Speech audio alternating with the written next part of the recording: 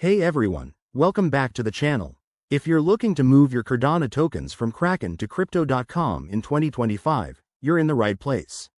This process is straightforward, but as always with crypto, double-check everything to keep your assets safe. Let's dive in step by step. First things first, make sure you have accounts set up on both Kraken and Crypto.com. Log into your Kraken account and head over to the Wallets or Balances section to confirm you have Cardano, ADA, available to withdraw. It's always a good idea to have a small amount ready for any network fees. Next, navigate to the Withdraw option, usually found in the Account menu.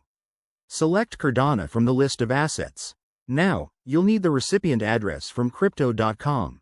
Open your Crypto.com app or website, go to your Cardano wallet, and copy the deposit address. Pro tip: always verify that you're using the correct network. Cardano uses its own blockchain, so stick with that. Back on Kraken, paste the address into the withdrawal form. Enter the amount you want to send, making sure to leave enough for fees. You'll see a confirmation screen with details like estimated transaction time and costs. Review it carefully.